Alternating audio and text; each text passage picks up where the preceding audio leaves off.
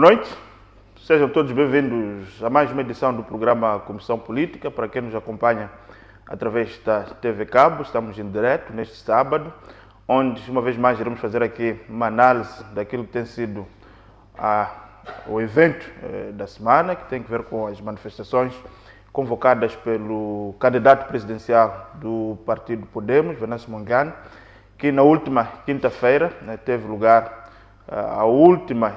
o último dia, digamos, desta terceira etapa das manifestações convocadas por Venâncio Mondlane, ele que reclama para si a vitória nas últimas eleições de 9 de outubro. E para nos ajudarem a fazer uma análise desta terceira fase e aquilo que poderão ser os impactos e as consequências políticas dessas manifestações, tenho aqui nos estúdios o jornalista Rui Lamarques, mas também tenho o professor universitário o Dr. Chacate, que é com eles que iremos fazer aqui o nosso programa e que teremos uma análise daquilo que podem ser. O Venâncio Mondlane anunciou ontem, portanto, na sexta-feira à noite, anunciou que na próxima segunda-feira vai anunciar a quarta fase destas manifestações, que tem como mote, digamos, a paralisação da atividade econômica, com especial enfoque aqui na cidade de Maputo.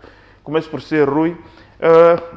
Qual a análise que faz com relação a esta situação, esta terceira fase?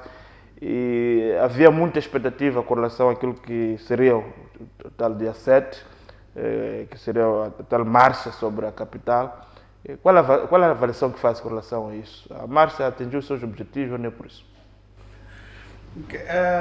É complexo, porque temos de olhar um bocadinho para trás, né? Aquilo que foi anunciado, que era a tomada das principais avenidas da cidade de Maputo. Sim. Isso não aconteceu. E isto não aconteceu por algo que nós não percebemos logo muito cedo. Se reparares, Belmiro, as redes sociais estavam abertas. Estavam abertas e nós tivemos muitas pessoas a falarem muito bem do trabalho feito pelos militares. Então, o que é que não se percebeu no dia 7? É que os militares tinham um papel fundamental. Qual era o papel dos militares? Era reunir os manifestantes num determinado espaço e depois chegava ao ir e dispersava. Aqueles grupos foram ficando pequenos até chegar às principais avenidas da cidade de Maputo, para não se efetivar aquilo que se prometeu. Então foi um trabalho extremamente bem desenhado, em que os militares conseguiram conquistar a simpatia das pessoas e essas mesmas pessoas começaram a olhar de forma muito negativa para aqueles que sempre vêm fazendo o trabalho de dispersão. Então, na minha ótica, aquilo que se pretendia alcançar não se alcançou.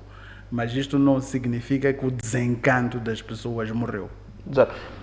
Qual a análise que faz com relação a isto? Havia aqui uma grande expectativa da chamada marcha sobre a capital, que alguns diziam até que ia culminar com a tomada, digamos assim, da própria Ponta Vermelha, onde iam tomar banho na piscina, por aí adiante.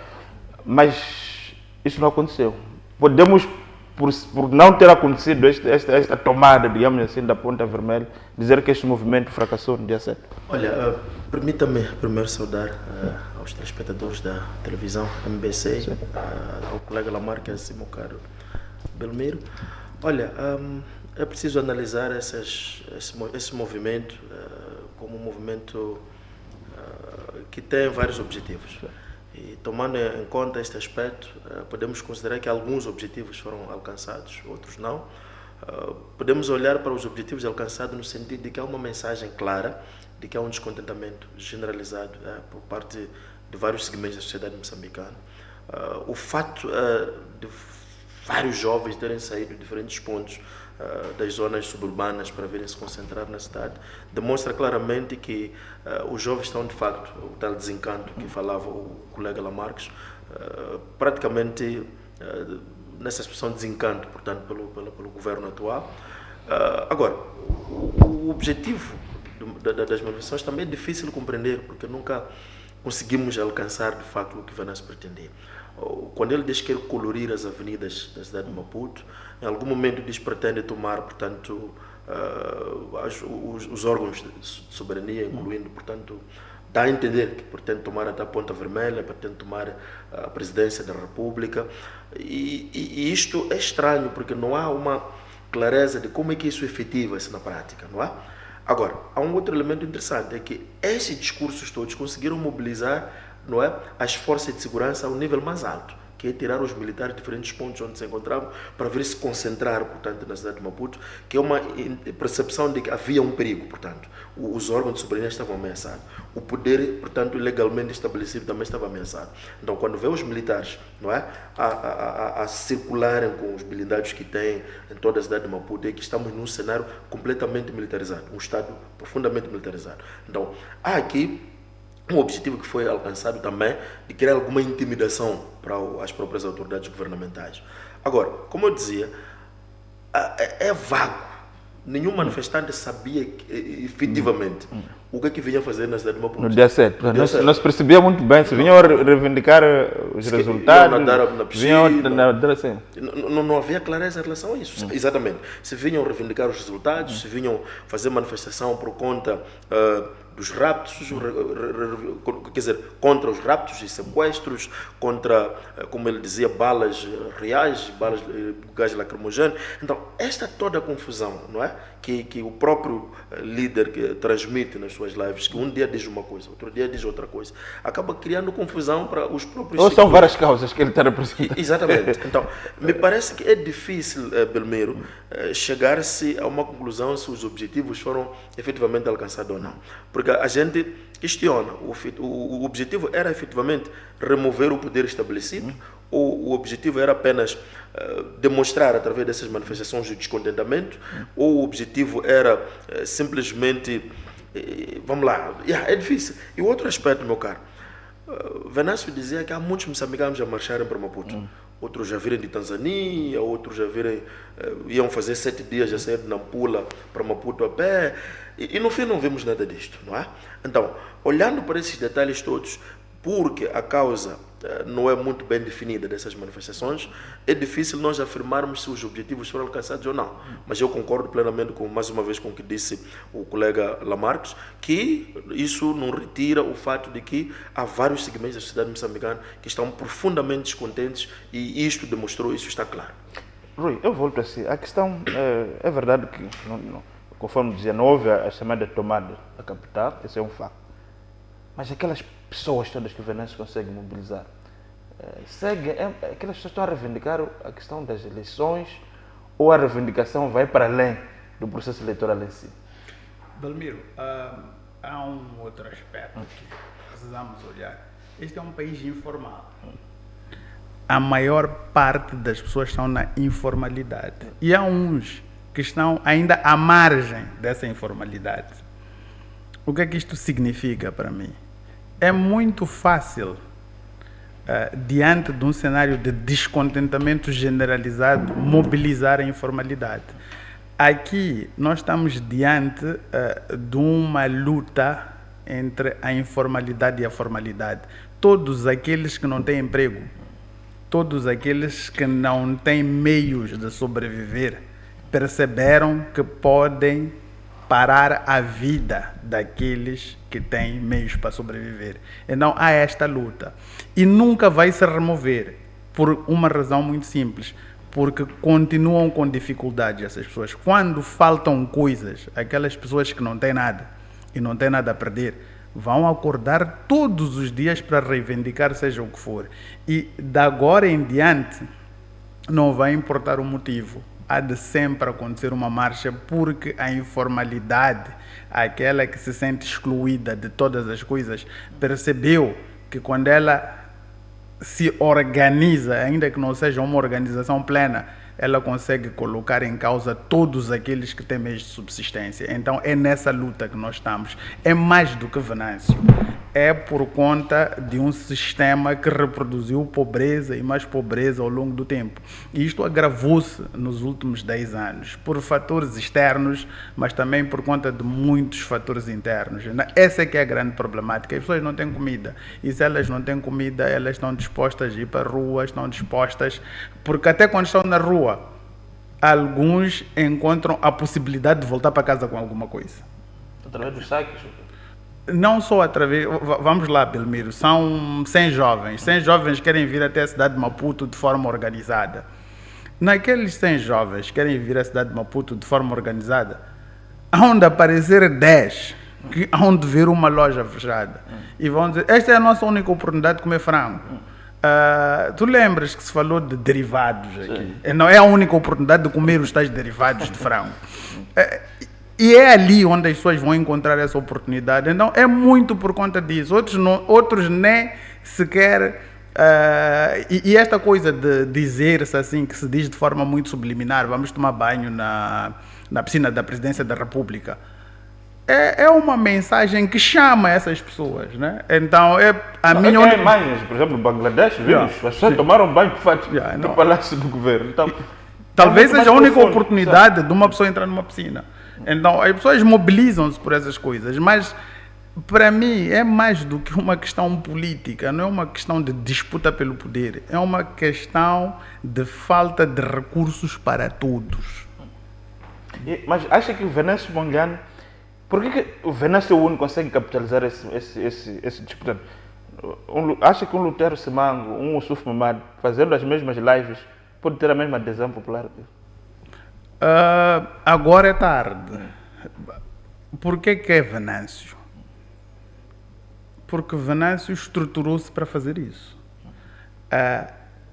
O que é que está a acontecer com Venâncio? Venâncio é o veículo que todos aqueles descontentes socorrem-se para fazer alguma coisa. Mas todos os descontentes também são os veículos que legitimam Venâncio, que lhe dão forças para continuar a dizer o que quer dizer e sempre quando quer dizer. Então, retroalimentam-se. Venâncio alimenta-se do descontentamento, mas as pessoas também alimentam-se de Venâncio, porque é a única figura que está ali, é Venâncio. Vamos falar através de Venâncio, vamos agir através de Venâncio. Então, tu vês que mesmo aqueles que dizem que estão a marchar contra os raptos gritam Venâncio. Então, Venâncio é o único nome que incomoda o poder estabelecido. Então, sendo esse o único nome que incomoda o poder estabelecido, é um nome que é usado para tudo. Exatamente. Eu perguntava essa mesma questão ao Abel Chacana. Acha, porque há um movimento que diz, não, mas Venâncio não é nada, Venâncio não é nada. A minha questão que eu coloco é, um Yusuf Mamad, um Lutero Simango, ou outro líder, ou o próprio Forquilha, podem conseguir mobilizar essas pessoas que nós vimos nesses últimos. E, acima de tudo, Venâncio anunciou 7 dias de paralisação. De uma ou de outra forma, a cidade de Maputo esteve parada. Isso é um fato. É possível um outro líder político fazer isso? E por que só o Venâncio consegue fazer isso? Olha, primeiro, neste momento é preciso ser muito categórico em dizer que ninguém é capaz de fazer o que o Venâncio está fazendo. E o Rui disse muito bem, eu subscrevo, que o Venâncio preparou-se para isso. Venâncio, se nós estamos lembrados, ele criou a conta dele no Facebook faz muito tempo. E ele percebeu que a guerra política hoje não se subscreve apenas naqueles moldes tradicionais de fazer política, não é? Comícios, campanha assim, presencial. Ele se apercebeu que há uma transição hoje, não é? Dos meios tradicionais para, por exemplo, televisão como esta, não é? Hoje é desafiada por outras formas de comunicar com as pessoas. E em Moçambique, neste momento, temos uma população maioritariamente jovem. Em Moçambique, não só, assim como em África, do modo geral. E este pessoal jovem está completamente concentrado nas redes sociais hoje. Tudo o que eles fazem é definido pelas redes sociais. Até as agendas do dia a dia são definidas através das redes sociais. E Venâncio foi o único político que capitalizou isso. Eu me lembro quando houvesse, por exemplo, cheias aqui nas zonas suburbanas como Machaquene, ele ia lá, punha botas, fazia vídeos, adquiriu uma estrutura de filmagens de vídeos. Me lembro quando morreu a Zagaia, fez uma espécie de uma campanha que era para gritar durante 1 minuto o povo no poder, e aquilo foi transmitido a nível das redes sociais. Então ele foi construindo um mundo que os outros políticos não se aperceberam deste detalhe, de que o mundo atual também é definido a nível das redes sociais. Então é o único político que foi conseguindo fazer isso. Só para tu teres ideia, tu vês a página do Presidente da República, tem menos seguidores, não é? Mesmo sendo chefe do Estado, durante 10 anos, que um indivíduo como Venâncio Mondlane. Venâncio está a caminho de 1 milhão, por aí. Está a caminho de 1 milhão. E é o único moçambicano que já fez uma live, que eu até participei dessa live, que conseguiu colocar quase 200 mil pessoas, não é, a assistirem o que ele estava a dizer. E em menos de uma hora ele consegue fazer 1 milhão de visualizações. Quer dizer, é o único moçambicano que de uma forma gradual, não é? De uma forma gradual, ele foi construindo esta imagem. Portanto, respondendo à sua pergunta, e o outro elemento que penso que é importante sobre por que é Venâncio, é que ele é um político relativamente mais jovem e entendeu também as reivindicações dos jovens. E ele faz discursos que vão ao encontro daquilo que são as necessidades dos jovens. Ele capitalizou esse descontentamento generalizado dos jovens, que são a maioria, que neste momento não se revê nos discursos, nas grandes epopeias das libertações, no saudosismo dos libertadores. Esses jovens não têm nada a ver com isso. E Venâncio foi capitalizar esses elementos todos e consegue, portanto, reunir todo esse pessoal em sua volta, e isso permite-lhe ser o líder. Agora, outro aspecto que é importante realçar é que os líderes, normalmente, eles emergem no meio dos seus pares. O que acontece é que os outros que fez menção, o Suf Momad, o Lutero Sumango, são indivíduos, são políticos que entraram lá, e eu penso que até chegaram lá por conveniência. Se olhar para Lutero Sumango é o irmão praticamente do fundador do partido, que há esta crítica de uma espécie de uma dinastia familiar. Se olhar para o general Yusuf Momad, está ali por questões mais, porque ele é militar, é general. Então é diferente de Venâncio. Venâncio é um fenômeno que despontou-se de uma forma tão natural e que não tem um passado ligado à área militar, não tem um passado político como os outros aqui da Frelimo. Então esses aspectos todos diferenciam Venâncio dos outros. Eu coloco, agora, Rui, a discussão sobre se o movimento atingiu os objetivos, não atingiu, é uma discussão que muitas vezes vai em função da forma como eu visto a minha camisola, né? Essa é uma questão muito discutível. Mas há uma questão que nós temos que também ver. O fato objetivo é que a economia do país, a cidade de Maputo principalmente, está parada há mais de 7 dias. E no próprio dia 7 de outubro não funcionou. Há restrições do ponto de vista de comunicações. Isso não prejudica apenas os seguidores das lives do Venâncio, prejudica até qualquer pessoa que tem atividade econômica. Como é que o poder, quando eu falo do poder, eu falo do chefe do Estado, do governo, como é que resolvemos isto? Há quem diz que a solução passa pelo diálogo, há quem diz que não, essa coisa de diálogo é muito discutível, é negociação. Qual é a tua análise? É diálogo ou negociação? Para nós resolvermos isto. Acho que ninguém tem essa resposta. E há um aspecto que estávamos a conversar aqui antes de começar o programa, que é preciso olhar para uma coisa. A Venâncio está a reivindicar resultados eleitorais. Sim. Mas o governo em exercício é um governo legítimo. Então, a governação que está a ser restringida é a governação em exercício, que vem das eleições passadas. Se houve fraude ou não, ninguém sabe lá atrás, e isso já não está em causa, é a governação que vai sair. Então, Venâncio está a questionar os resultados para se governar a partir de janeiro. Então, este é que é o problema. Então, como é que vai negociar com o governo atual? Vai negociar com quem? No governo atual. Mas temos um problema, é que o Presidente da República é chefe do partido. Que foi proclamado, não foi proclamado, mas foi anunciado como vencedor. Mas nós conhecemos também aquilo que é a filosofia da própria Frelimo, né? Nós sabemos que quando o Nilson tomou posse, começou a discussão de que não podemos ter 2 centros de poder. Tanto mais que depois o Nilson se transformou no presidente da Frelimo. Então, quem vai negociar o quê e isto vai amarrar a quem? Então podemos entrar numa situação em que temos acordos provisórios, que eles vão se alterar em função de circunstâncias futuras. Então, mas eu prefiro olhar mais para uma proposta como aquela que é levantada por Timbana, Elísio Macamo e companhia. E nós temos de não discutir necessariamente o que está a acontecer aqui, mas criar condições para que estas situações não se repitam. Então temos de criar uma nova estrutura, temos de refundar o Estado. Então, o que estamos a discutir hoje é poder, mas o que nós devemos discutir é como nós vamos garantir lá à frente que a informalidade seja a minoria. Porque quando a informalidade for minoria, porque a maior parte das pessoas tem emprego, está-se a gerar dinheiro, até as manifestações vão ser organizadas. Por exemplo, quando se manifestaram os médicos, que são uma formalidade, não houve gás lacrimogéneo. Mas quando se manifesta a informalidade da gás lacrimogéneo, então nós temos de nos organizar e temos de criar estruturas para não irmos ao hospital e não encontrar gesso. Porque isto é que reproduz isto.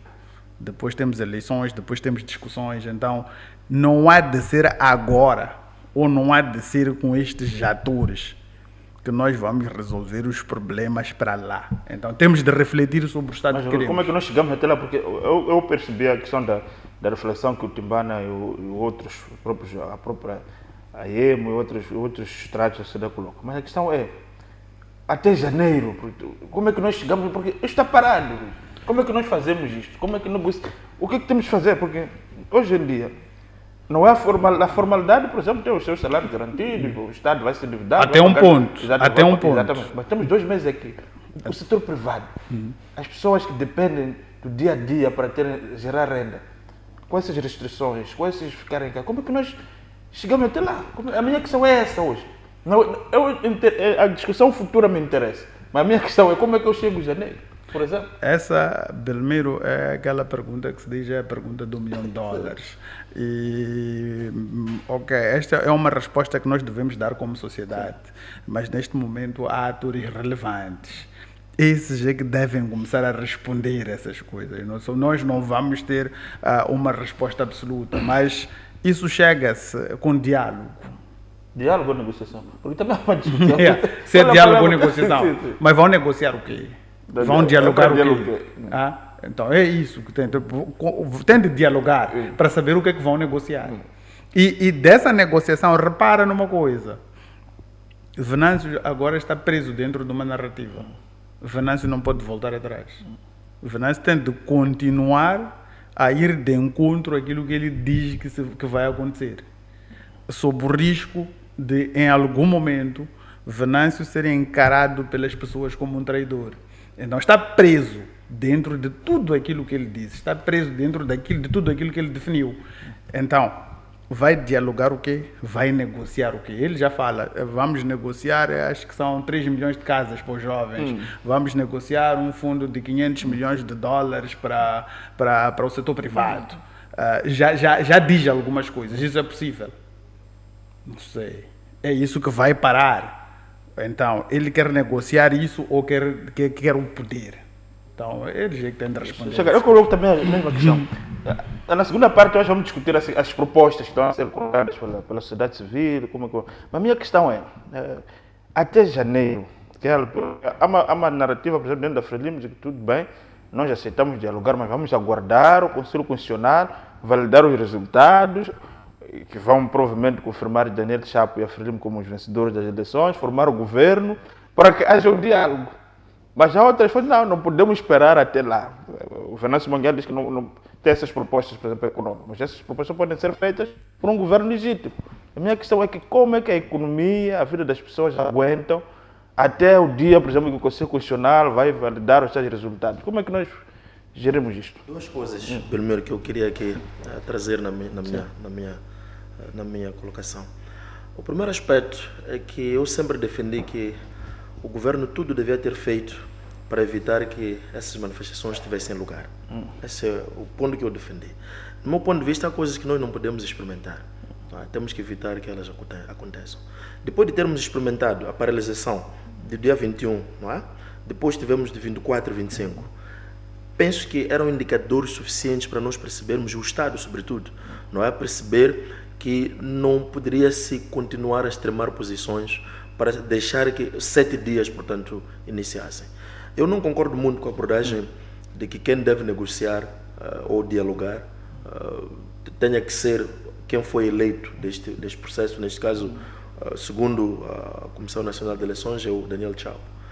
Há um governo, há um Estado, neste momento, que deve funcionar. E que esse Estado funciona sob gestão de um governo que está, neste momento, em exercício até 2025. Então, este governo tem responsabilidades. É esse governo que tem obrigações principais: garantir o bem-estar social, garantir a segurança e todos os outros deveres que o Estado tem. E justiça e por aí em diante. Então, este governo está aqui, presente. Tem responsabilidades. E, no meu entender, é este governo do dia que devia ter tudo feito para evitar que esses 7 dias iniciassem. Mas se calhar foi aquela ideia de que é impossível parar 7 dias. Mas o fato é que parou mesmo. Não, já tinha dado sinais claros de que não era impossível. Dia 21 disse primeiro vamos ficar em casa, depois já aquela morte de 20 dias muda toda a narrativa, agora vamos à rua. As pessoas foram à rua. O resultado é aquele que nós vimos. Depois zangou-se, disse para 2 dias tudo parado. Tudo parou efetivamente. Então quando ele diz, olha, agora são 7 dias, também isto ele está a fazer mesmo para pressionar aquele que lê os cenários. E a pergunta que eu coloco, Belmiro, o que é mais caro? Mobilizar todo esse exército que está neste momento na cidade, na capital, não é? E essas mortes todas estamos a assistir, essas destruições dos bens públicos e privados, como vimos, por exemplo, um dos supermercados aqui da cidade de Maputo, e outras lojas particulares foram vandalizados e destruídos, e a própria credibilidade do próprio governo que não consegue gerir isso, as consequências políticas desta marcha toda, a gritar Venâncio, Venâncio, e a dizer que Frelimo, a rasgar bandeiras, a queimar instituições, inclusive as sedes partidárias. O que é mais caro? Sentar, dialogar, não é? Com este indivíduo, encontrar... Mas é para dialogar o quê? É para dialogar o quê?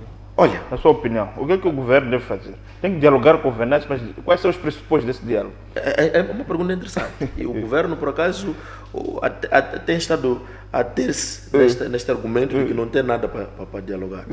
Mas eu penso que diálogo é diálogo. As pessoas, por algum motivo, sentam, não é? Por exemplo, agora vimos o chefe do Estado sentado com o líder espiritual, Lourenço Fole, para dialogar. Penso que é um sinal de que há alguma tentativa de começar a dialogar. Agora, eu entendo que diálogo muitas das vezes até é sem precondições. Vamos criar contatos para começar a reduzir vamos lá dizer, a desconfiança, a reduzir, portanto, esta tensão e aproximarmos-nos. E a partir desta aproximação, podemos começar a definir os termos de negociação. Mas como é que isso é feito? Por exemplo, o Venâncio não está em Maputo, está em parte incerta e alega questões de segurança. Acha que, na sua opinião, acha que a integridade física do Venâncio Monguiar está efetivamente em risco? Para negociar com o Venâncio não é preciso ter o Venâncio sentado com ele. Nós vimos várias vezes, por exemplo, durante as 100 rondas com Dhlakama. Não era com Dhlakama, era com pessoas de confiança de Dhlakama que tinha criado delegações para ele representar os seus interesses. E neste momento, se estão lembrados, o Venâncio Monguiar teria dito, quando se autoproclamou vencedor, depois de contar 10% dos resultados, disse que tinha uma comissão de transição. Transição governativa. Transição governativa significa que ele tem uma estrutura que representa os seus interesses, mesmo na sua ausência, e que essa estrutura pode portanto, dialogar. E o outro aspecto, o meu entendimento é que quem deve ter a iniciativa de dialogar é, de facto, o governo. Porque aqui o que está em jogo, meu caro, é encontrar um meio termo para evitar o banho de sangue, para evitar essa destruição toda e abandonando extremar posições. Eu chamo de extremar posições porque todos eles, na minha opinião, ninguém tem razão. Primeiro, temos o Venâncio que diz que ganhou eleições e ele apresenta as provas da sua vitória, 70% das atas, que lhe dá uns 53%. A pergunta é, os 30% que faltam ou em falta, a quem dariam vitória? Dariam a ele? Mesmo com 30% ele continuava a ganhar? Provavelmente não. E a Frelimo tem, portanto, a Comissão Nacional de Eleições que veio proclamá-lo, portanto, como vencedor com 70%. Acontece que os 70% são questionáveis. São questionáveis porque agora o Conselho Constitucional pediu as atas para aprovar os 70%. Não tem o Conselho Constitucional. Então, tanto um como o outro, que vão extremando posições, a Frelimo vai prendendo-se no legalismo institucional, olhando para as instituições que declarou o vencedor, o outro vai extremando posições porque tem atas. Todos eles, do ponto de vista realístico, não tem como provar a tal vitória. E assim, ainda há uma coisa que levanta o Lamarques. É que estamos num cenário tão crítico, Belmiro, que as instituições estão completamente desacreditadas. As pessoas que marcham nas ruas, em vários segmentos da cidade, já estão claras de que essas instituições estão politizadas, estão partidarizadas há 30 anos e que não são capazes de produzir resultados credíveis. Então, neste momento, meu caro, penso eu que o bom senso aqui é encontrar algum ponto de acordo, vamos lá, de consenso e evitar, portanto, que isto continue a acontecer. Exato. Vamos neste momento, se calhar, obedecer o nosso primeiro intervalo, o primeiro e último deste programa Comissão Política. Nós iremos voltar já na segunda parte para também olharmos para as propostas que têm sido colocadas pela sociedade civil e também olharmos para qual é o futuro, porque o Venâncio Mondlane diz que segunda-feira há mais uma live aí para anunciar a chamada quarta fase. Então nós voltamos a discutir como é que nós saímos destas fases, porque de facto estão a paralisar vidas e acima de tudo estão a criar de facto grandes conflitos sociais na nossa sociedade. Também o futuro político do país está em jogo. Até já.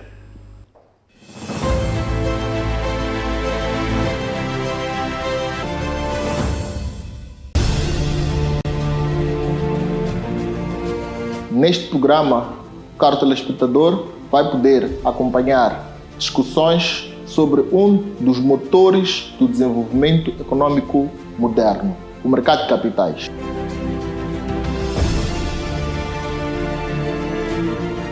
E ao longo do nosso programa, traremos especialistas que vão explicar-nos as suas visões sobre os desafios atuais deste mercado. Esta biblioteca é para os moçambicanos, é para os investidores, os empresários. Marque na sua agenda todas as terças-feiras, pelas 21h30, aqui na MBC TV.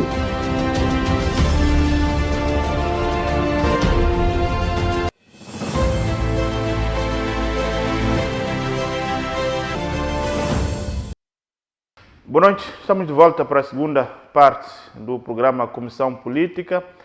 Estamos a analisar aqui as consequências da paralisação, na sequência das manifestações convocadas pelo candidato presidencial Venâncio Mondlane. E nesta segunda parte, volto mesmo com o Rui. Antes de entrarmos na questão das propostas, a minha questão chamava essa questão que o Dr. Chakada aqui colocava, no sentido de que, bom, não podemos achar que o próximo governo tem que negociar, porque há um problema objetivo que está neste momento, que é inviabilizar a atividade produtiva, a atividade econômica das pessoas. O direito de ir e vir muitas vezes também está posto em causa. Temos aqui as forças de defesa e segurança. Eu vejo, quando circulo pela cidade, que a logística que isso implica, alimentar aqueles homens manhã, tarde, à noite. Há uma logística do Estado que está a gastar avultados recursos para manter essa estrutura militar, para manter a cidade. E a questão que ele colocava, se calhar, a questão de negociar faça sentido. Mas a minha questão que eu colocava é essa.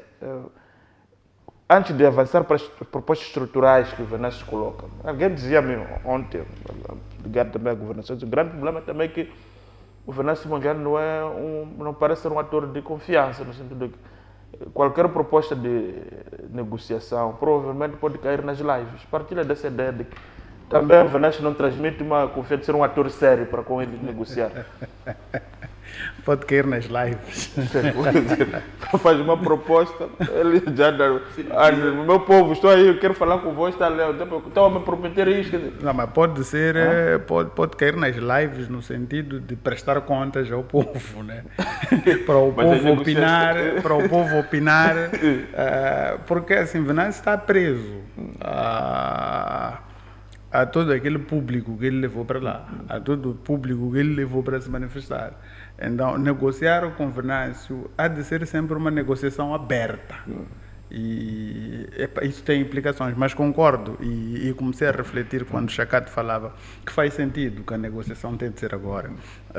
Começo a pensar diferente, porque há toda uma economia que está parada. E até quando? Belmiro, eu não tenho respostas para isso. Porque penso que até o poder estabelecido não está a encontrar respostas, mas cada um está a lutar com aquilo que tem. O outro diz: eu não vou te deixar chegar às principais ruas da cidade de Maputo. E isso prova de que eu consigo garantir a soberania. E o outro diz que eu consigo parar a economia. Então, nesse exercício, quem é que vai perder o poder ao longo dos dias? Porque pode estar num braço de ferro também. Quem vai ganhar esse braço de ferro? Acha que Venâncio tem uma estrutura de continuar a paralisar a economia? Falamos aqui da questão da informalidade. Essas pessoas precisam vender algo, precisam fazer algum pescado. Não acha que o poder também está chegando? Mais dias de paralisação, essas pessoas que apoiam Venâncio começarão a ser atacadas pela fome, que vão começar a desistir da direita. É por isso que falo de braço de ferro. É assim, se reparares, no dia 7, no sétimo dia, VM7, sétimo dia, Venâncio disse as manifestações não param, até. Mas Venâncio também lê cenários. Ele começou também a ver os comentários na sua página. Muitas pessoas começaram a dizer: papai, tens de nos dar uns dias de descanso. Ontem inalei muito gás lacrimogéneo, temos de parar um pouco. Então ele sempre vai reagindo. A tal incoerência que se fala de Venâncio, ou a mudança de narrativas, é muito em função do feedback que ele tem na própria página dele. Então as pessoas solicitaram esse descanso. Até dizem: nós temos de nos reabastecer. Mas até quando isso será possível? Eu acredito que a longo prazo essa estratégia de paralisação não vai surtir efeito. Mas há uma música da Zagaia que é importante escutar. Todos os cenários desenhados por Venâncio estão naquela música da Zagaia. Este que estivemos agora, esta paralisação, mas a Zagaia diz mais: vamos paralisar aeroportos, vamos paralisar fronteiras. Então essa fase que Venâncio anuncia como dura, pode ser essa. Agora, as pessoas vão responder a esse chamado, estão dispostas a responder a esse chamado. Então, esse extremar de posições, que é orientado por uma música da Zagaia, que fala dessas coisas de forma muito objetiva. O que é que vai acontecer depois disso? Vai acontecer. O que é que o governo vai fazer? Então, estão num braço de ferro. Então, já estão a negociar, cada um com aquilo que tem. Mas, se calhar, antes quero passar para a segunda, mas quero colocar uma questão a ambos. Começo mesmo com o Dr. Chacate. Chacate, há um fenômeno que muita gente... Nós estamos aqui a falar de manifestações de rua, dos excluídos, por exemplo, dos bairros, por aí adiante. Mas uma coisa que me chamou a atenção nestes últimos dias são os panelanços, na Júlio Nyerere. Supostamente... Os eleitos, digamos assim, vivem ali, nas principais avenidas, Eduardo Mondlane. Essas pessoas querem o quê? E quem são essas pessoas? Olha, Belmiro. Não é qualquer pessoa que vive na Júlio Nyerere. Não. Os estudos em ciência política mostram uma coisa interessante sobre os partidos políticos. Os partidos políticos são como indivíduos. Eles têm, portanto, como qualquer outra pessoa, seja ela coletiva, singular, viva, que tem um período de nascimento, cresce, atinge o apogeu e depois entra em declínio. Frelimo já tem 50 anos, 60, né? Vamos lá dizer, como partido, podemos dizer 50, porque surge nos anos 70 por aí. E sinto que pode estar numa fase de esgotamento. E isso é natural. Precisa de algum momento para sair um pouco, fazer refresh, talvez voltar um pouco mais com um novo vigor, renovado, com novas ideias e tudo mais. Então eu entendo que há um esgotamento das ideias, das ideologias, por parte do partido no poder, por uma questão de tempo. Então, quando me pergunta o que é que essas pessoas querem, isso está respondido mesmo nas eleições autárquicas, há mês onde votou o chefe do Estado na Josina Machado. Os dados indicam que ele não ganhou eleições lá. Quer em 2023, nas autarquias, assim como nessas eleições. Então, isso é claro que o problema aqui não é apenas dos excluídos, aqueles que nós vimos estão na informalidade, como dizia o colega Lamarques, mas é um problema até da classe média, que compreende que há um grupo, não é, que controla e distribui as oportunidades em função das suas percepções, e excluindo, portanto, a maioria. Mesmo esta classe média, você, Belmiro, é da classe média, eu sou da classe média, é como se olha para todos nós. Todos esses têm muitas dificuldades para poderem conseguir ter oportunidades, não é?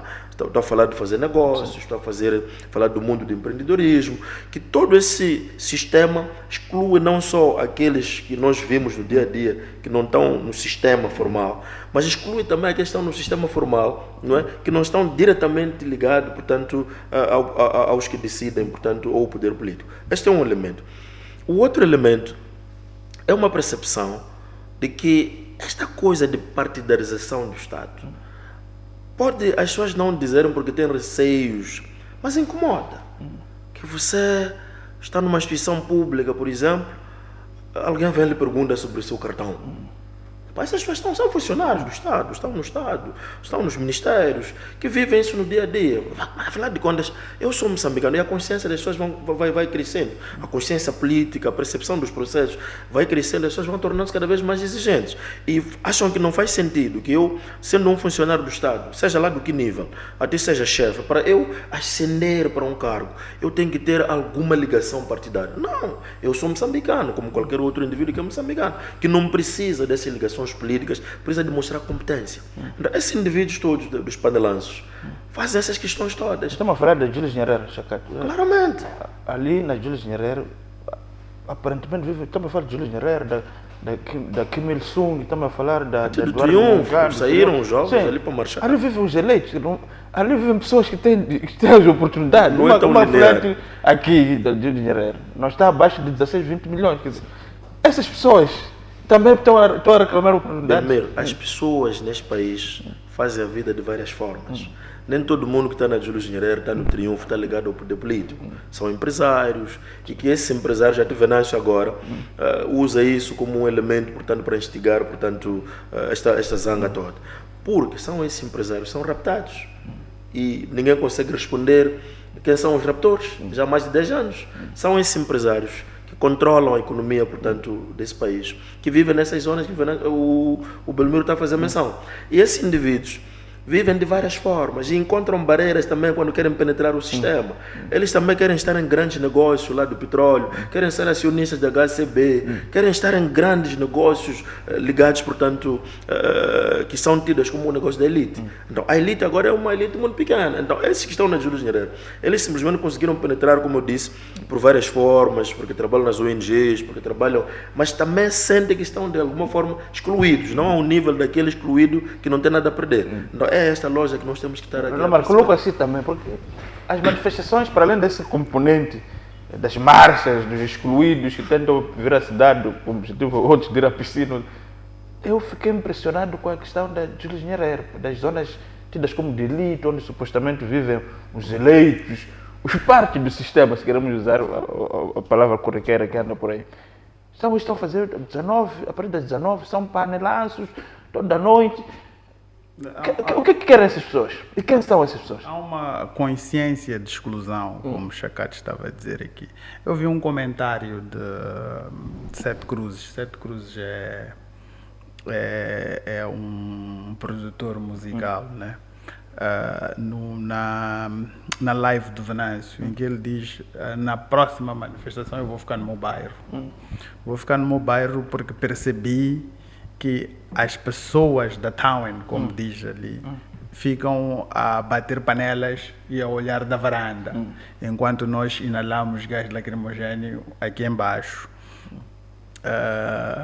Então, mesmo na manifestação, há quem está descontente com os outros tipos de manifestação. Mas o que é que acontece aqui? Na altura, quando nós tínhamos estes níveis de descontentamento, não são dois. O que é que os vasos não comunicavam. Hoje em dia, o que acontece em Anquabe chega aqui no minuto em que aconteceu. Então, já não existe algo que aconteça sem que os outros não tenham consciência disso. Então, a própria Júlio Nyerere, quando vê que os outros se manifestam, quando sente que há panelaços num sítio e ela tem os problemas que o Chacate levantou, ela também sente que deve manifestar. Porque caso se efetive uma grande mudança, ela precisa dizer que se manifestou. Então, não pode dizer que esteve ausente desse momento de reivindicação. Então, tem que ter alguma legitimidade para o futuro. Então, por isso é que muitos se manifestam, por várias razões, mas essa também é uma delas. Agora, Se me permitir, aqui temos vários tipos de manifestantes. Existem manifestantes que não têm nada a perder, porque esses manifestantes não têm nenhum plano de vida, não têm objetivo nenhum, não conseguem vislumbrar nenhum futuro. São esses que saem à rua para dizer, se quiser me mate, dê tiro de vez, já morremos há 40 anos, não é? Este é um tipo de manifestantes. E são esses que dão mais a cara, são esses que alguns são os mais ruidosos. Exatamente. Mas depois tem um outro nível dos outros manifestantes, que são aqueles que têm muitos objetivos na vida. Tem seus filhos numa escola aí, tem uma casa onde vive, mas estão descontentes também. E esse calcula, não é? Tem muito a perder. Eu fui nomeado, eu não posso me expor na rua, então eu quero manter, portanto, a minha nomeação e quero garantir, tenho filhos para manter na escola. Então este vai fazer um outro tipo de manifestações. Provavelmente sejam esses da Júlio Nyerere, que têm projetos de vida, que não andam porque há um obstáculo ali, acolá, porque os que têm capacidade de desbloquear, de controlar, acabam criando barreiras e tudo mais. Então, é natural e faz todo sentido que nós tenhamos também manifestantes dentro das zonas urbanas, sobretudo nessas zonas da elite, e que isto é uma razão, de facto, sociológica, um fenômeno sociológico profundo que precisa de ser analisado, e quem governa tem que perceber, de facto, que parece estar a ficar profundamente isolado. Então, no seu ponto de vista, acha que porque é difícil perceber alguém que vive na Júlio Nyerere, de facto, movimento panelas, muitas dessas pessoas ou teve a casa via instituições do Estado, teve da PIE ou herdeiro, ou comprou por via desse negócio. Agora, a questão que eu coloco é como é que a governação responde a esse novo tipo de manifestantes? Porque uma coisa é colocar gás lacrimogéneo a esses ruidosos, e estes, como é que se trata? Olha, isso é uma questão... Vai casa a casa. Como é que é? Mas este é um problema, porque para além de bater as panelas, fecham as lojas, fecham as empresas. Nem todas as empresas. Sim, vimos a CTA disse: vamos todos trabalhar. Nem todas as empresas estão não fechadas. Não foram trabalhar. Estão fechadas porque não tem pessoas para trabalhar. Outras estão fechadas por iniciativa dos donos, que também é uma forma de protesto, de dizer que nós estamos descontentes. Então, é o tal sacrifício coletivo. Circulas pela Júlio Nyerere, ou no tal dia 7, tinha muita pouca coisa aberta. Na Eduardo Mondlane, pelo menos da Pandora até aqui na Júlio Nyerere, só tinham 2 estabelecimentos abertos. Há um café que nunca fecha, e há a loja do chinês que tem que chegar a bater a porta para comprar alguma coisa. E vi também outro fenômeno. Algumas pessoas dessa classe, chamamos desses cidadãos de origem, chamamos nós de origem asiática, mas são moçambicanos como qualquer um de nós, nunca tinha visto a me manifestar. Desta vez estamos a ver, normalmente manifestavam só por causa de chorar, mas desta vez estamos a ver, a dar a cara nesse movimento também de manifestação geral. Alguns até organizaram pequenos lanches para distribuir. Quer dizer, que explicação nós temos com relação a isso? Foi um descontentamento. Porque também a questão da manifestação, em algum momento, era uma questão, tinha identidade racial, no fundo, né? Era difícil, não estamos aqui a ser racista, mas era difícil ver um branco ou esses nossos compatriotas aqui na rua, a manifestar-se. Não, Belmiro, eu penso que é um processo que foi levando o seu tempo e foi ganhando contornos, vamos lá dizer, que foi tornando-se, foi generalizando-se, não é? Deixou de ser um problema, porque os problemas do país são... A manifestação deixou de ter uma raça concreta? Não, já não tem. Já não tem. Aliás, nós tínhamos visto há 10 anos, ainda na governação do presidente Guebuza, que os tais de origem asiática já tinham se manifestado. Me lembro, foi uma manifestação organizada por, acho que, Alice Mabota, na altura, contra os raptos. Olha, esta questão de raptos, Belmiro, é um assunto muito sério, mano. É um assunto muito sério. Há um jornal que já escreveu vários artigos aqui na praça, dizer que há moçambicanos para viver nesse país devem pagar uma taxa mensal para garantir a sua segurança para que não sejam raptados. Olha, esses indivíduos têm familiares e são empresários, são esses que vivem na Júlio Nyerere, são esses que vivem no Triunfo, e que isto, de alguma forma, vai criando um profundo descontentamento.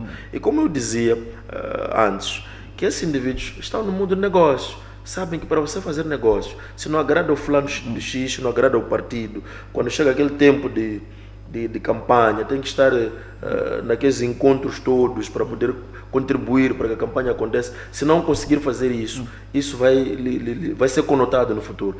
Meu cara, as pessoas ficam com isso dentro de si, mas quando apanham uma oportunidade, olha, exteriorizam isso. Então, o que eu sinto que está acontecendo neste momento é que o descontentamento é tanto que já não é só do nível lá de classes mais desfavorecidas, ou vamos lá dizer, esses de informais, etc, etc. É geral. O que tem que ser feito, meu caro, eu concordo plenamente, que nós temos que fazer restart do Estado.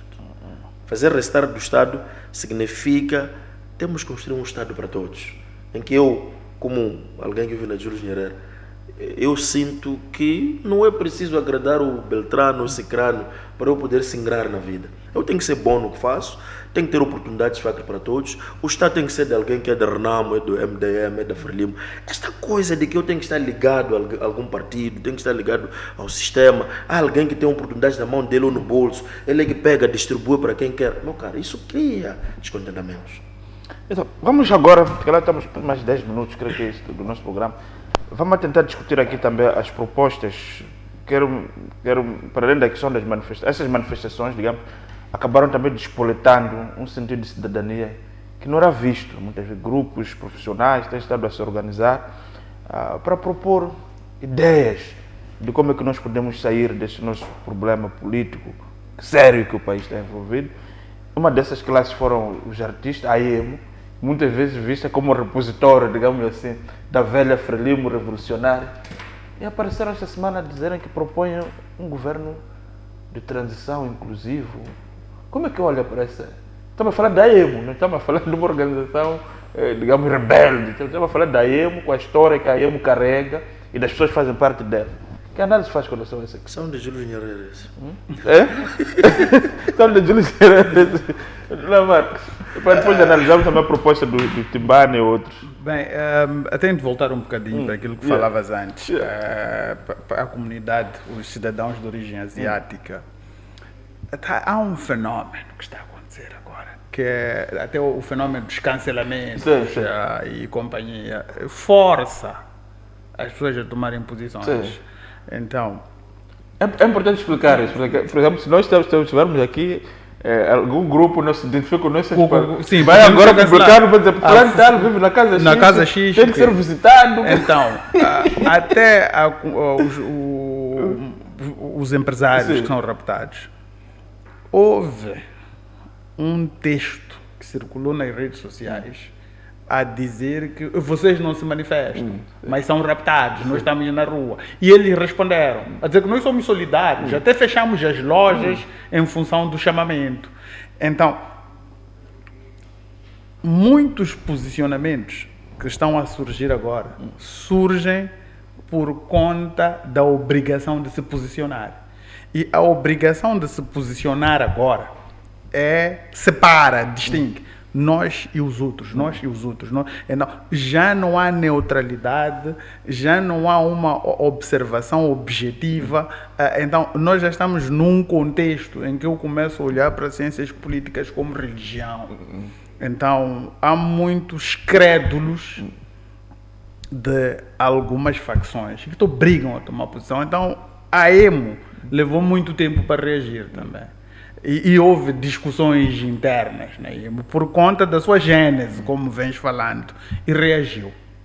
Então, são reações genuínas ou são fruto de fricções lá dentro? Todos aqueles... esta reação da EMO é assinada por quem?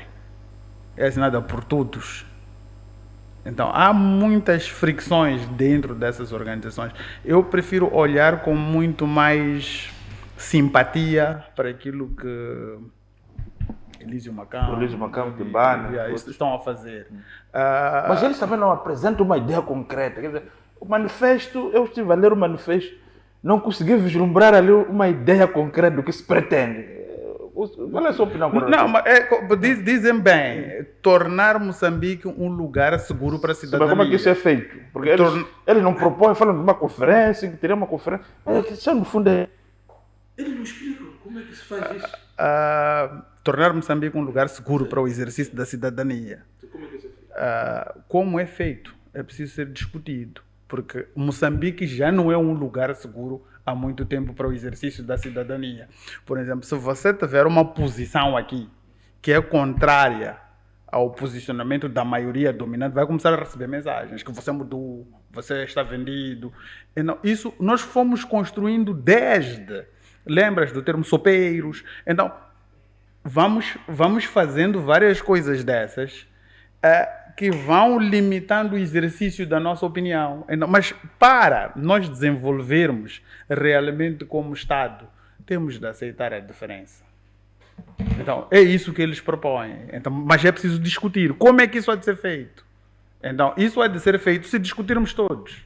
Olha, acho interessante. Nós temos várias iniciativas, se está lembrado, o professor Elísio Macamo, não, o professor Severino Nguyen escreveu um texto interessante há alguns anos atrás, que ele chama de Manifesto da Terceira Via. Exato. O que o Manifesto da Terceira Via propõe? Propõe pegar o Estado, a Primeira República, não é? E olhar os aspectos positivos que a Primeira República tinha, e extrair, portanto, da Primeira República, ir à Segunda República, que é esta que está em curso agora, desde 1990, esta parte, pegar da Segunda República, os aspectos positivos, excluir tudo o que não vale e criar, portanto, a Terceira República. Portanto, eu penso que já existem reflexões interessantes, já faz algum tempo, sobre a necessidade de reformar o Estado.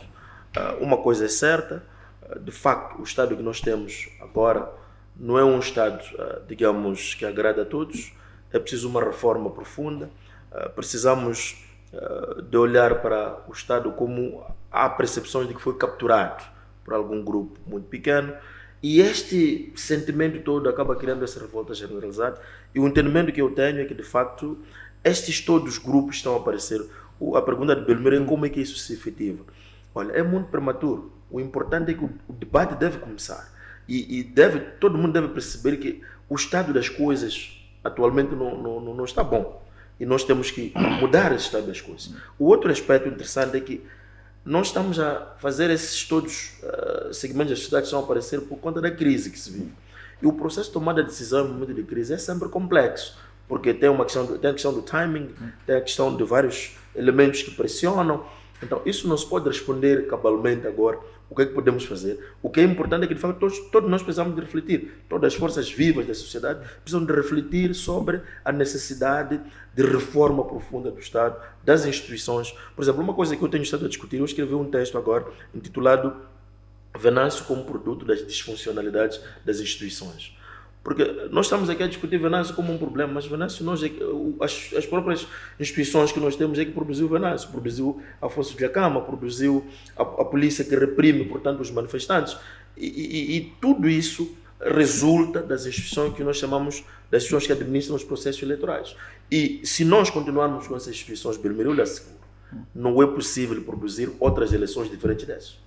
Se nós continuarmos com a Comissão Nacional de Eleições que temos, se nós continuarmos com o Conselho Constitucional que nós temos, não podemos esperar que aquele que é jogador e árbitro em simultâneo há de ir, portanto, quando tem a oportunidade de arbitrar para o jogo que ele faz mesmo, arbitrar contra ele. É óbvio que ele, quando vai lá, nós sabemos que as instituições que administram os processos eleitorais estão profundamente partidarizados. Estão lá, o Belmiro esteve lá, conhece muito bem como é que isso funciona.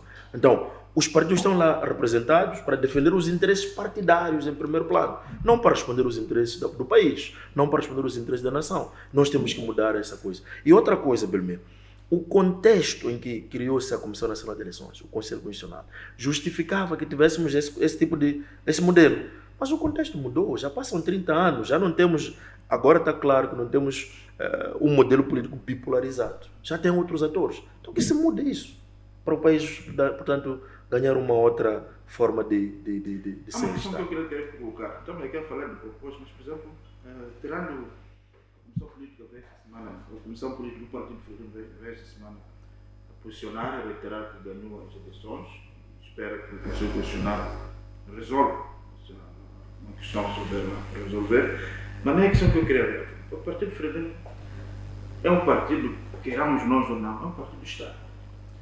E tem lá muitas das pessoas que fundaram esse Estado. Aqui fala, por exemplo, é lá onde estão as chamadas reservas morais, né? Que muitas vezes, em momentos de crise, tanto interna como o país, aparecem, digamos assim, para colocar o dedo na ferida. Onde é que estão essas pessoas neste momento? Eu quero te lembrar de um episódio, Belmiro. Nós cobrimos juntos as eleições em Climate, e nós fomos ao mercado em que estava lá o Pacheco, foi para reforçar as eleições e foi destratado no mercado. Esteve lá a Verônica Macamo. O problema das reservas morais da Frelimo é que elas são reservas morais no entendimento das pessoas da Frelimo. Essas reservas têm moralidade para o cidadão. Quando elas falam, cala fundo na consciência das pessoas, elas estão revestidas de legitimidade para se posicionarem como reservas morais, ou atribuiu-se o termo reservas morais por alguma razão partidária. Então, não há legitimidade dessas reservas. Quando elas falam, elas são questionadas. Agora, há interpretação na Frelimo de que esta aqui é reserva moral, mas talvez não seja, porque aquilo que é reserva moral hoje é determinado por uma conduta que é fiscalizada nas redes sociais. Então, a rede social é que atribui se você é reserva moral. Então, a frente tem de perguntar às redes sociais quem é reserva moral. Então, depois eles é que podem falar. E não dizer eu sou reserva moral porque sou antigo, eu sou reserva moral porque fundei o partido. Olha, permita-me, a Lamarck para trazer umas coisas interessantes, mas eu tenho um outro ponto de vista, só para acrescentar, não para, portanto, subscrevo o que ele disse, mas também tenho alguns aspectos aqui a chamar a colação. Belmiro, esses conceitos de reserva moral, ou este conceito dentro da própria Frelimo, está muito diluído. E eu me explico. Se prestar atenção à forma como o processo das eleições internas dentro da própria Frelimo ocorreram, foi bastante turbulento. E há um episódio, que há um jornal que escreveu, que dizia que o presidente Guebuza e o presidente Chissano não tinham sido convidados para participar do último, como chama isso, Comitê Central, que elegeu o candidato, portanto, da Frelimo, o Daniel Chapo. Com isso quer dizer que as próprias reservas da moral dentro da Frelimo já foram excluídos por alguns grupos dentro do próprio partido, que só lhes chamam, lhes ouvem quando lhes convém. Oscar Monteiro tem estado a poluir as redes, a escrever textos interessantes, a dizer, por exemplo, há um texto que circula agora, que diz que batemos fundo, camaradas, não é? Para além de ter sido o famoso que disse lá que temos elefante branco. E num contexto em que parecia que essas reservas não estavam a ser ouvidas. Então, estamos a dizer que dentro da própria Frelimo, a Frelimo conseguiu transmitir para a sociedade que essas reservas morais já não têm espaço. Esta ideia de que, por exemplo, o atual Presidente da República e o antigo Presidente Armando Guebuza nem sequer se comunicam. Isso coloca, portanto, em questionamento se o Presidente Guebuza é ou não a reserva moral, se não é ouvido por aqueles que estão no poder neste momento em exercício. Então, a Frelimo já não é aquela Frelimo que nós imaginamos ou imaginávamos. Sofreu fraturas internas, sofreu grandes, vamos lá dizer, feridas entre diferentes grupos dentro do próprio partido. Por isso que as pessoas agora questionam como é que aparece o presidente Guebuza a fazer campanha enquanto todos esses anos não fazia campanha. Como é que aparece a família Samora a fazer campanha, a endossar o Chapo enquanto nos últimos anos veio em guerra, portanto, com o atual, portanto, o presidente da República. Portanto, não sei se ainda temos, só para concordar, ainda subscrever e trazer esses elementos, temos estas reservas morais da Frelimo. Isto é grave, porque o que está a acontecer conosco como país é que o país perdeu referências.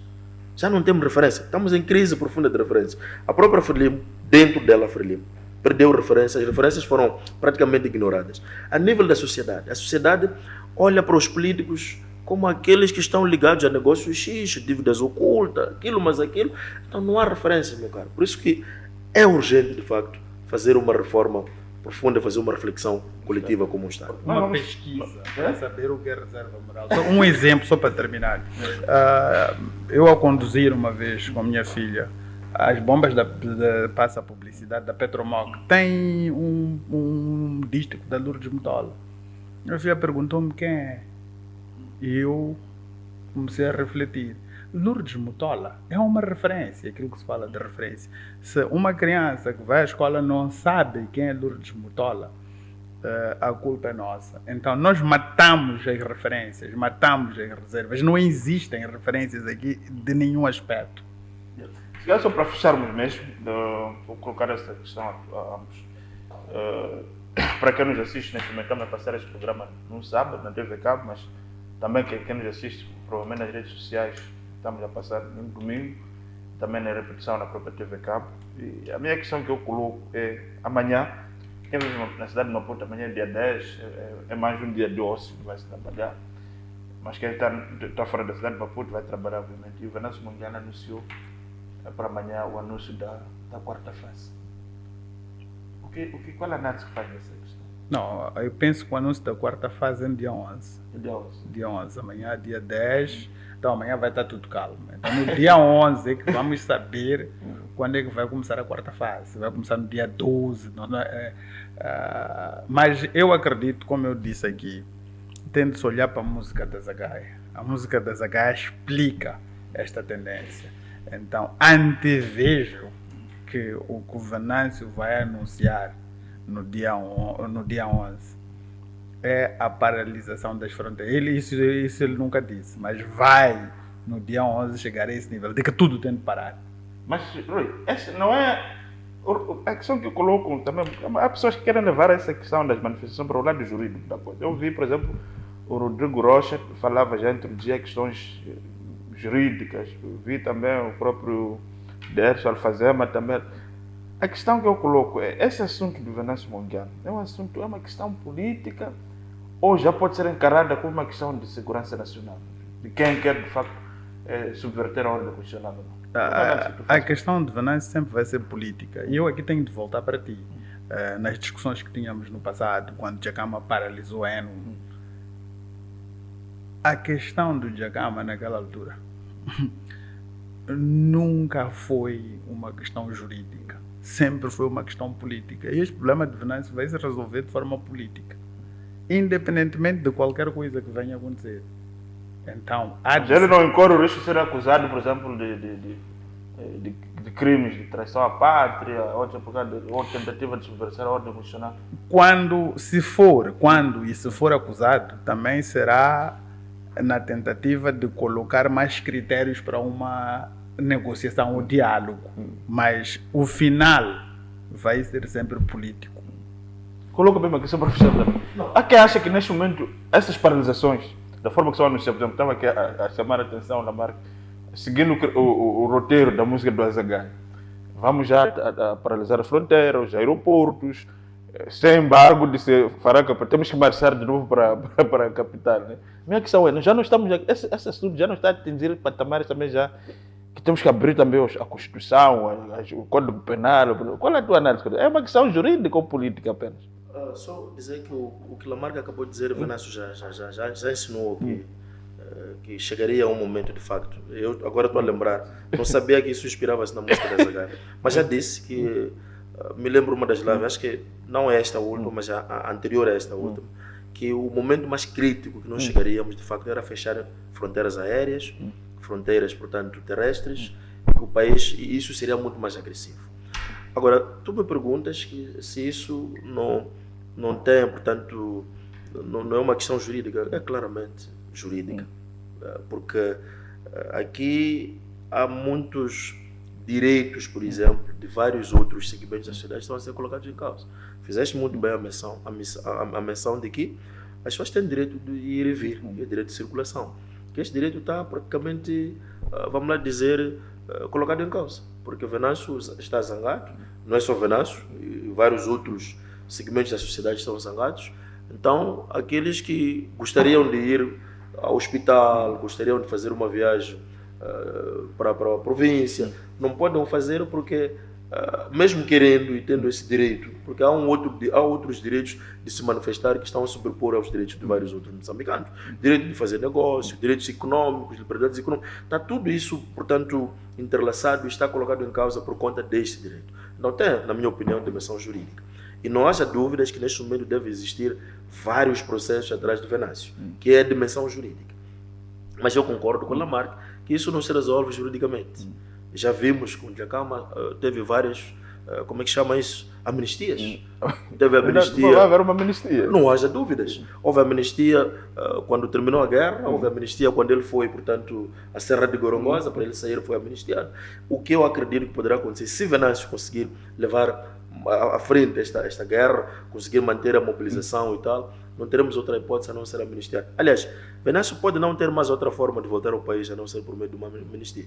Porque neste momento não haja dúvidas que ele foi a um nível de incitar a desobediência civil, foi a um nível até de intentar contra o poder legalmente estabelecido. Então isso acho que tem consequências jurídicas claramente e não haja dúvida em relação a isso, que eu não estou a ver Venâncio acordar um dia, apanhar voo assim tranquilamente, vir ser seguido pelos seus manifestantes e isso terminar assim. Queres fazer um comentário sobre o professor? Sim, quero só para terminar. O que disse o Chacato, Venâncio sempre teve consciência de que não deveria voltar, não tinha como voltar depois de onde ele chegou. Voltar para aqui significava responder a essas consequências jurídicas. Então, para ele continuar com força, tem de estar fora para, em algum momento, discutir-se essa amnistia. Exatamente. Então, muito obrigado. Eu queria agradecer ao meu painel por essa conversa que nós tivemos aqui, onde partilhamos pontos de vista sobre o nosso país, os desafios que o país está a atravessar neste momento, as manifestações, a paralisação e também as consequências jurídicas e quem sabe também que este programa tenha servido para trazer algumas luzes daquilo que nós como moçambicanos precisamos fazer para que de facto o nosso país possa reencontrar os caminhos da paz, da estabilidade e do seu desenvolvimento. O programa Comissão Política volta para a semana com mais um tema e mais um painel para analisar Moçambique. Boa noite, até a próxima.